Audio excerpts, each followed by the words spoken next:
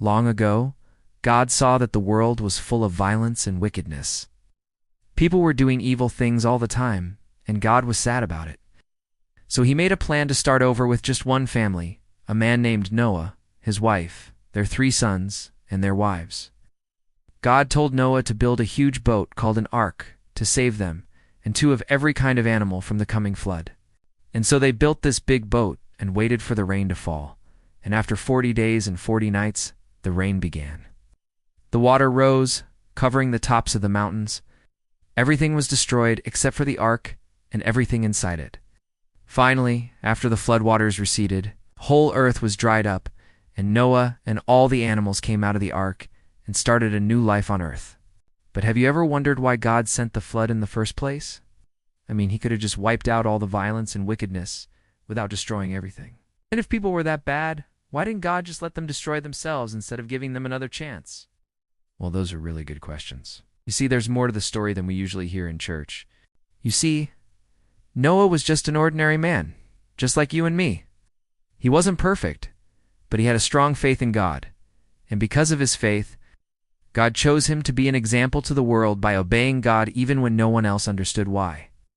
When Noah began building the ark, everybody thought he was crazy. After all, what was that guy thinking, building a boat in the middle of dry land?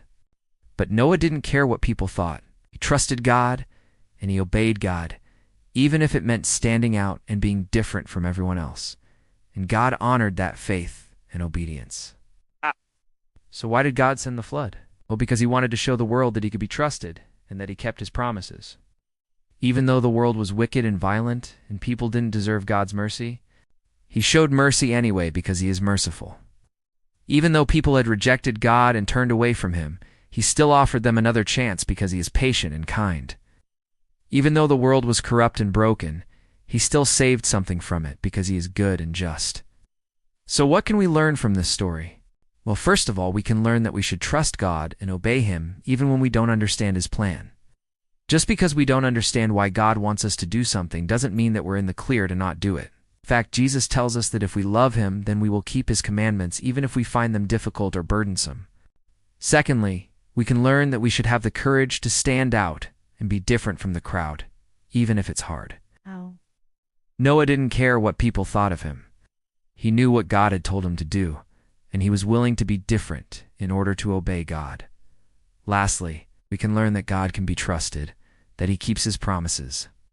If God said he would do something, then he will do it. He'll never let you down. He will fulfill his promises to you in his perfect timing. So how can we apply these lessons in our lives today? Well, we live in a world that often seems dark and broken. There's violence and hatred and war, and sometimes it can feel like God isn't in control. But the story of Noah reminds us that we shouldn't give in to the fear and despair, but instead should trust in God's promises, have the courage to stand up for what we believe in, and know that God will ultimately be victorious. If you liked this episode, like and share it with someone to remind them that obedience to God is vital as a Christian.